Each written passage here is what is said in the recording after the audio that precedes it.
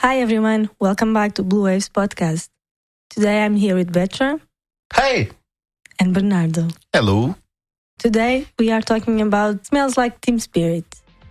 Welcome to the Tinkering the Future of Work and Life, produced by Blue Waves Boutique, providing you with a fresh and positive look at the future of work by sharing little tips and magic tricks for your daily dose of confidence.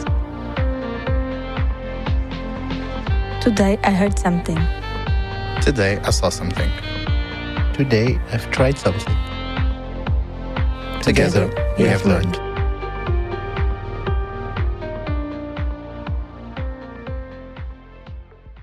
Sounds like a song from a 90s grunge band.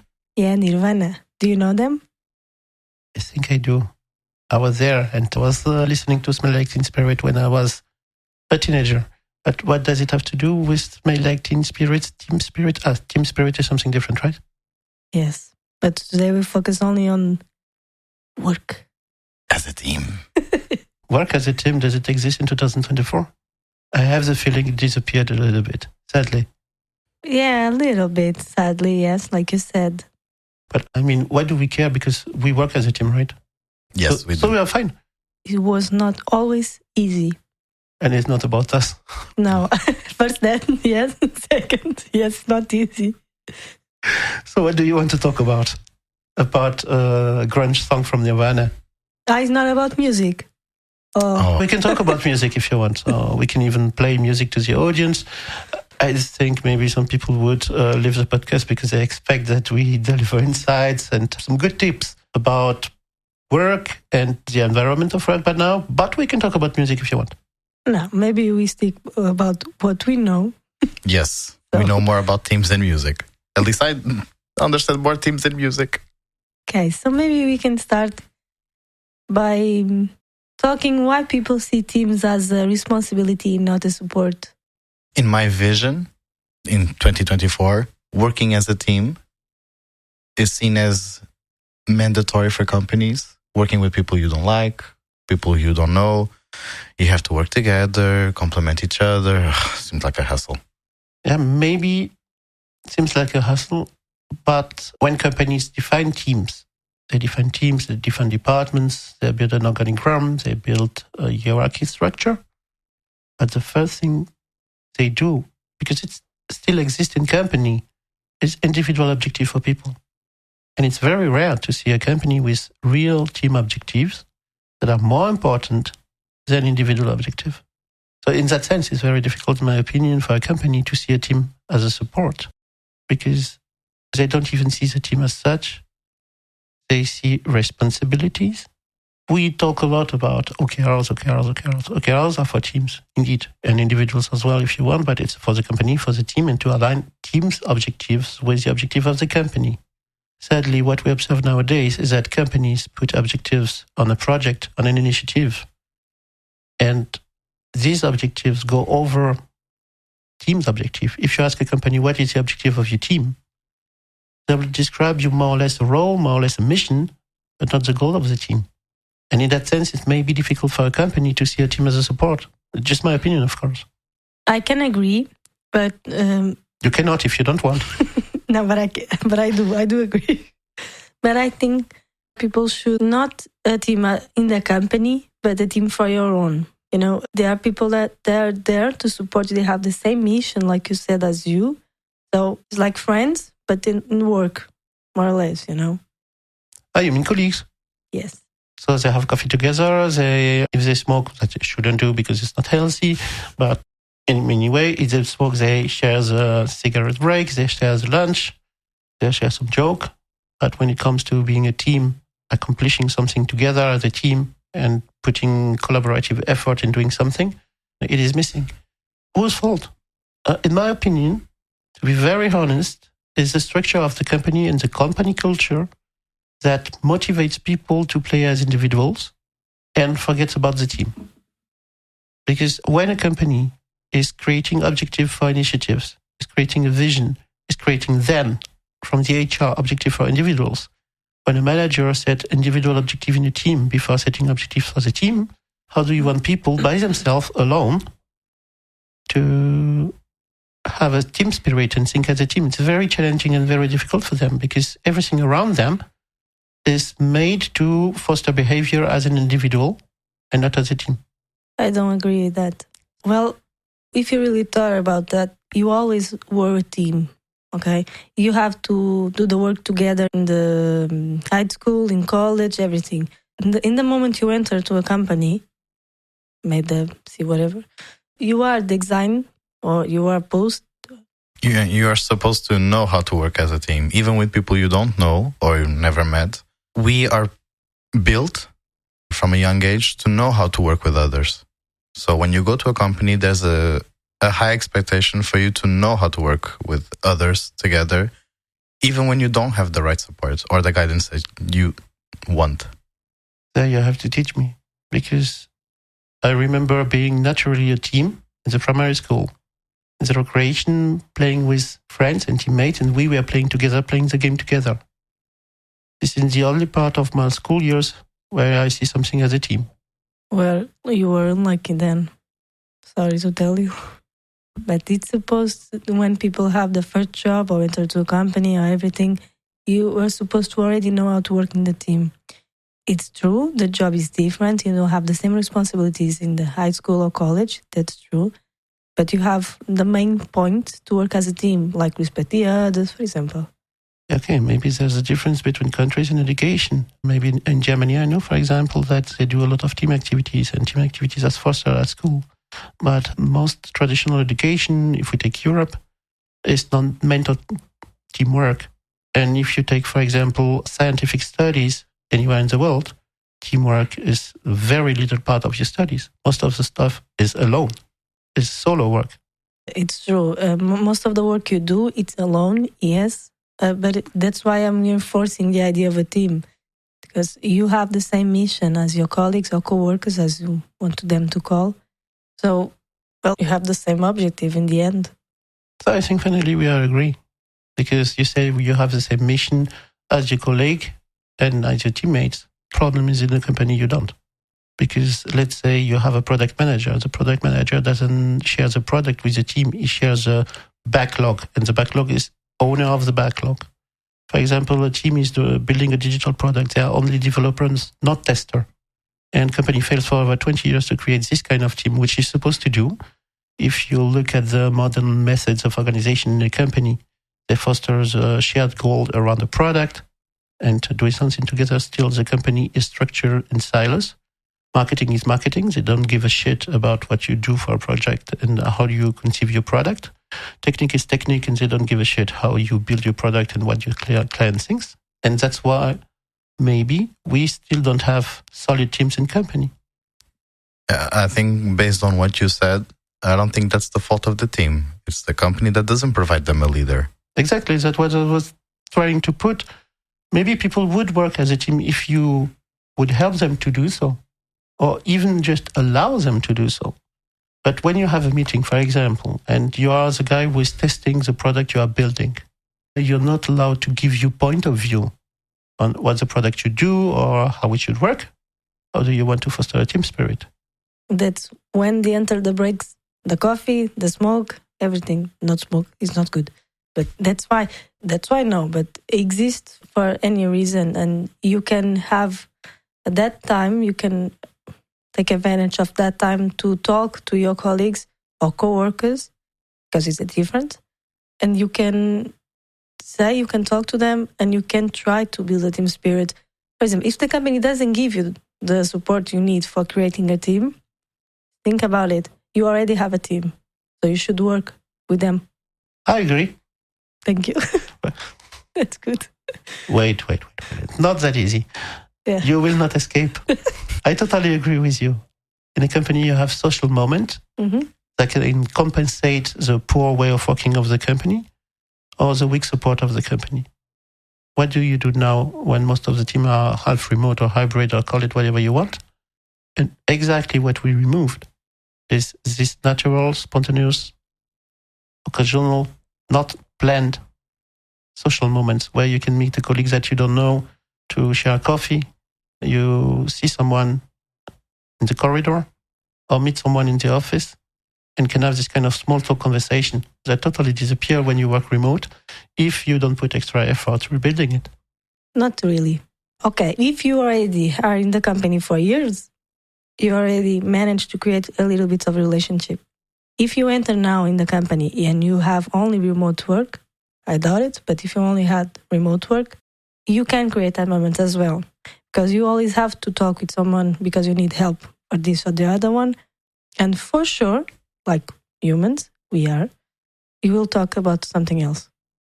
Because we always have vague in conversations. And if I may... Oh, Bernardo, you're back. Here, yay! Welcome back, guys. In some companies, you also have digital break rooms where people get together for their breaks. You also have WhatsApp, you have emails, you have messages. There's always ways to go around on it, on this situation. People don't use it. Maybe they need someone to show them that they should use it. They need a super nice guy as a super communicator who facilitate, who promotes this kind of behavior. And most of them have it. The problem is that the company doesn't support it. Because in every team, you have a good leader, which can also be a good communicator, but the manager doesn't support it. They just want the job done. You're both too negative for me.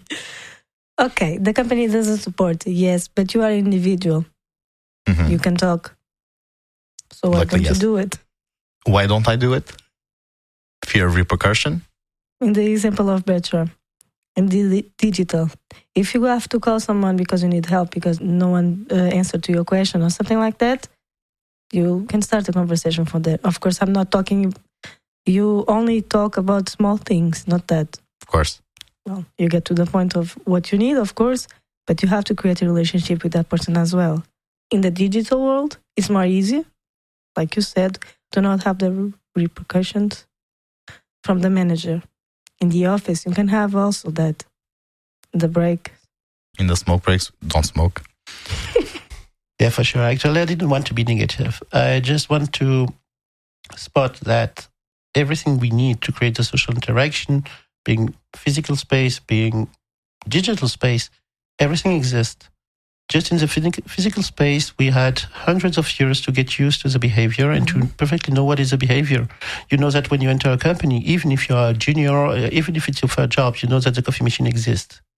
You know that if you smoke but don't smoke, that some people smoke outside and you spot the ashtray at the entrance. So it exists. You know that there is a place to eat and usually people go eat together. Just maybe in the digital world, even if it exists as well, as you said, Bernardo, exists. You have break rooms, you have chats, you have events, you have whatever you want. It didn't exist before, so it's something new. For some people who are maybe super digital savvy or with high autonomy, they will discover it by themselves. But some others don't really know how to use it. It exists, it's there, but it's new. And when it's new, usually you're a little bit scared of the stuff. You don't know what you can put inside or not put inside. Maybe what you said was repercussion or something, or even you don't know what to do, how to introduce yourself, how to talk to each other. And that's where I was saying it's one more role for the leader in a team to embrace if you want to keep it as a team. So pay attention that your team is tied together, and being a team is not only performing the work together, it's also being a real team, having connection, interaction, knowing each other, knowing how other people think, how other people feel. And for that, maybe you need this kind of leader who creates the glue. Yes, for sure. And like you said, Bernardo, about the company, we have to remind ourselves that the teams help the company to grow, like you said. Mm-hmm. So it's one point that you cannot have repercussions about that. Yeah, of course, as individuals, we can also work towards the growth of the company, but alone, we cannot accomplish at least half of the work that we do as a team. You need the support of others, you need feedback, you need everyone else. Yes, and we are not saying that you need to be friends with everyone, because some people are just co-workers, and there are more close relationships you can have at work. So there is a difference. Yes. Yeah, friends, colleagues, co-workers, it's all different. What they have in common is some sense of collaboration at a time. And what you said, Bernardo, is very true. Alone, what do you want to do with a company? Imagine your company has 100,000 people inside. Usually, they don't have small projects in this company. Everything is huge. Everything requires, or most of the things require, more than one person to perform the job. If you want the company to grow, you should work as a team. Finally, we are talking about engagement. If the company doesn't pay enough attention to the team engagement and not only reaching the goal or performing the task, is the team engaged? Do they like what they do? Do they like working together? Do they enjoy working together? Do they like the challenges they have? Do they strive to reach a goal? If you don't pay attention to that and put a specific effort, then you're screwed as a company. Because engaging individual is definitely not enough. And not engaging your teams would be a major mistake. It's a disaster. It is. Why do people need to join a team? Or join on to have a team? Yes, that's another problem. As an individual, why would you work as a team and not alone? Because sure, we know for the company, we know the company benefits. But what's in it for the people who just arrive in the company, are knowledgeable, have skills? Why should they join a team? Well, I believe that when you work alone, as an individual, when you reach a certain point and you have a challenge, you will have a bit more difficulty overcoming that challenge alone. As when you work as a team, a tight-knit team with the right support and the right leader, you all can overcome the challenge in a faster and simpler way. Because if you don't have the knowledge to overcome that, somebody else in the team has it or has the experience that already overcame that challenge. We can even step back. Step back is a word of today, but Yes. it's an internal joke, so they won't understand that. I'm sorry. Let's step back. You can even, when you enter to a company, have you imagined yourself working all by yourself in a company, then working with someone? Because as a human being, you need to interact with others in a positive way, of course. So a team helps you as individual to grow and do your work better. And then, yes, if you have a challenge, like you said. I would even put a little icing on the cake. Even if you have so many skills that you don't need anyone to perform your job perfectly in the company, it doesn't make sense not to work as a team. Because you can have super skills, but if you work alone, you will make mistakes, even with the super skills. And you will not learn anything. Even if you have all the skills to perform the job perfectly, it's always super interesting and enriching for people. It makes you a more interesting person. It makes your job more interesting to have different point of view. People will disagree. People will give you feedback, even if you know how to do the job, because how do you want to discover new ways of doing the job? Sure, you will succeed, but you will always do the same. And it's going to be very boring. Yes, I just want to put a disclaimer. ChatGPT is not a colleague on the team. You need to work with other human beings. You really want this discussion? No. I was just saying, because to work on a team, you have to work with other people to do the work together. One day, in many years, in a few decades, if the mankind survives, humans will realize that the machine is just a machine. You can give comments to the machine, and the machine will put out a result. You don't speak with ChatGPT. You don't have a conversation. It's not a teammate. It's not a human. It's a tool to execute some specific tasks faster, not more. It doesn't help you to grow. A team is supposed to help each other grow. Yes, and of course you will face challenge. Of course we will have issues working together because it's not easy for us to learn or to work all together. Of course, every person is different. So you have to adapt, change a lot of things. But in the end, yes, Bernardo, you can grow as an individual, as a team, and as a company. Sure, and challenges help you to grow as well. Because out of a disagreement, usually, comes something new. Mm-hmm. And disagreement can be useful. Fight, maybe not. If you can avoid them, Yes. avoid fights. But disagreement, diverging point of views, Different experiences. diversity in the team is important. And it helps you create, it helps you grow. And the most important, where the company succeeds, because we were talking about the company grows where the team grows. They are all growing together. Therefore, it's important also for the team to have this kind of challenges to give them the opportunity to grow. Yes, and you have a lot of opportunities in your work to learn new things, to even perform a different type of work with the team, like different from what you do alone. Exactly. That's a very important point what you say, because it can only happen in a team. For a couple of years, I had a team. It was a digital team building digital apps for a large public company. We had the art director. The art director is a creative person. But this creative person had super skills to connect to people. And just because of that, she could experiment totally another role, which is facilitator for the team. And she did great. And she also managed to facilitate discussion between testers and developers. Usually this discussion ends nowhere. And she managed to do the facilitation for that. For her, it was interesting. For the others, it was interesting. She taught design to the developers. Developers taught her how to implement her design directly in the code. So it's opportunities to learn another kind of job or another phase of your job. Of course, you can do it alone. You can be an autodidact and you can learn by yourself. But DIY learning alone, without someone to give you some feedback or to guide you, you can learn. But for sure, you will build bad habits and you will have gaps of knowledge somewhere. Yes, and working together is more fun, actually. Can be difficult sometimes, but in the end, it's more fun to work with someone else than working alone. Yeah, maybe because the periods when you have a challenge are shorter if you work in a team, which makes it more fun. Because if you struggle with something and you're alone, you will struggle for a while until you find a solution. You have a big chance if you are as a team that maybe the challenge you face is not that dramatic and that you find a solution faster. But funnier. It can be difficult, but I always heard that 2 brains think better than 1. I imagine 4. Depends on the state of a brain, yeah? Yes, so, but I'm thinking but at least normal brains. Always a matter of brain. Always a matter of brain. Because some brains sometimes slow you down a little bit. Depends on the brain, yeah? But can help as well. Because for sure, even the slowest brain can think in something different than yours that doesn't think. That's what we call thinking outside the box. Exactly. Yeah, sure. Speaking from the amount of brains, what else do we need to build a good functional team? Brains. After brains. So I think we should always keep in mind that, of course, we have our tasks to be done. Of course, we have our own job, work.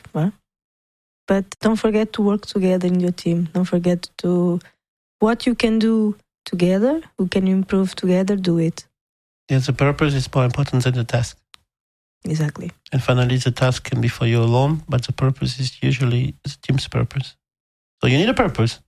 You want an answer, so you need a brain and a purpose. Okay, good. I think the purpose is also more important than the brain. No? Don't worry, if you don't have a brain, you don't find a purpose. So anyway. No, that's true, yeah. So let's cook the team further. What else do we need? We have a brain, we have a purpose. I think respect for each other is also a good thing for a team. Team agreements. Of course. I don't think you can work well with a person that doesn't respect you. More or less, a team is a mini version of a society. Exactly. And each society comes with rules, with rights and duties, things you can do, things you cannot do. Society comes with right and wrong values. I wanted to say the other side of the coin, what I said is to know how to work alone in your own team. For example, for us, we have our own alone tasks, but in the end, we are always together to share it, to talk about it. To guide others. Yeah, I think it's very important because when we say teamwork is not performing every single task as a team. Because if you do so, you will get bored first. It will be exhausting second, and you will spend your life waiting. Because if you wait to perform every task as a team, it's just not possible. And on top of that, it doesn't make sense. It's all about taking and giving with the team. You bring something to the team, you give something to the team, you take something, energy, feedback, knowledge from the team. You sometimes have tasks that you perform by your side and you give the result or half the result or an in-progress version back to the team to get away from the team with the feedback, for example. No, but like Érica said, a team has to work together, but also needs to know when and how to work alone. I think that's the principle of collaboration inside the teams. You have to work alone in your own tasks. And like you said, either half of your task or when you're done, you share with the team, ask for feedback, support, guidance, and help. Each one of the elements of the team does their own thing. And when they're done or halfway done, they share it and collaborate between each of them. And finding the balance is the key between the task you perform alone, how long you stay alone, how often you share, when do you share, the intention of sharing, and the value of completing, creating value alone as well. Yes, and this, for example, we are talking about what build a team is something that you have to learn by yourself, and you have to learn as a team, because no company, no leader will tell you when you have to do it or not. You have to decide it as a team, when or not to collaborate. Yeah, there is no rule book on that. No, there is no rule book made, but as a team, you should create one. Because imagine if you are a team and you have newcomers, if they have to relearn and learn everything by themselves and nobody is teaching them, it will be very challenging and difficult. But inside of the team, you can, if you have a new onboarding, you can always talk to them. Inside of the team, you can talk with the other person, the other people. You don't have just to stick in your own team. If you tell a newcomer, everyone can knock on the door of the CEO and enter and suggest an ID. If you tell it, the newcomers will not do that because they're scared and remain scared. If you write it, it will do. I don't agree. Sorry. I think it's the confidence you have, the time you are in the company. Of course, if I enter now in the company, I will not. But if I do, of course, I will not do what the guy was there 10 years. You can go enter there. And of course not. I don't have the confidence. I don't know already what I'm doing inside. So maybe in a few years, if I stay there, maybe I will have the confidence or to talk to my manager or whatever to say something or suggest something. Yeah, but if you write it, it will be 10 times faster. And I think you will also learn from observing others. Exactly. Taking your example, as a newcomer, I would never knock on the door of the CEO, even if it was written, because I don't have that confidence as a newcomer. But if I observe people that entered either months or years before me and do the same behavior, then I'll feel more confident to do the same because I'm observing other people doing the same, even if it's written or not. How do you do it remote? Because you don't see them. You have always to work in the team as well, digital or not. You always have to talk to someone.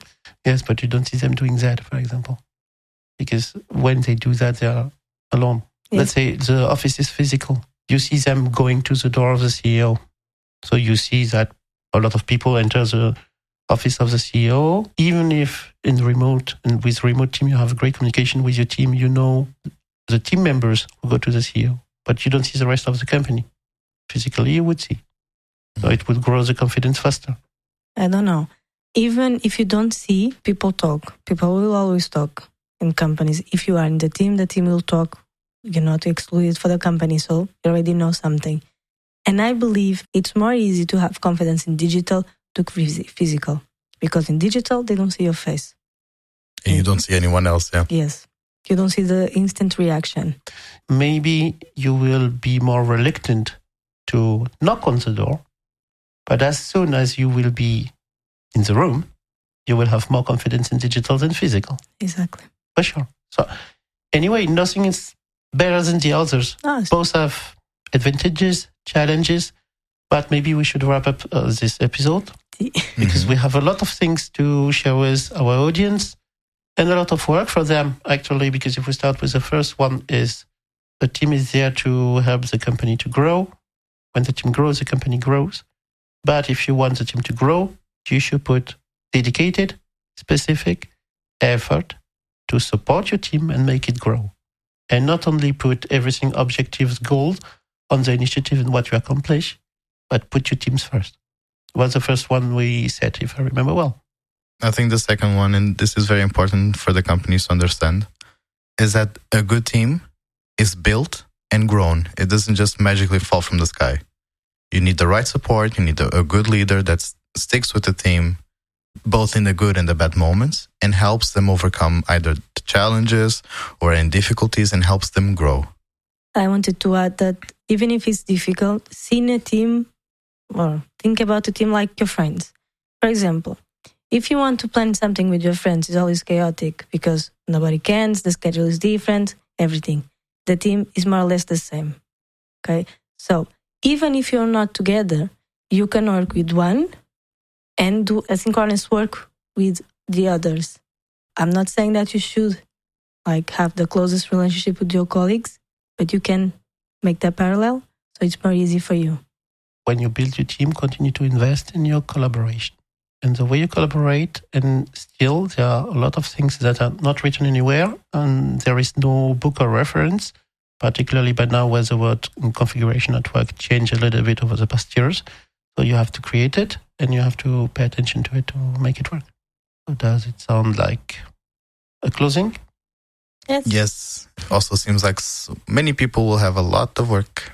We hope you enjoyed the episode. And if you have any question, of course, you can always reach to us, ask us, and we can help you build your team, because that's what we do every day, and we invest a lot in our team as well. So we've learned a little bit. Yes. See you. See ya. Bye-bye. Still with us?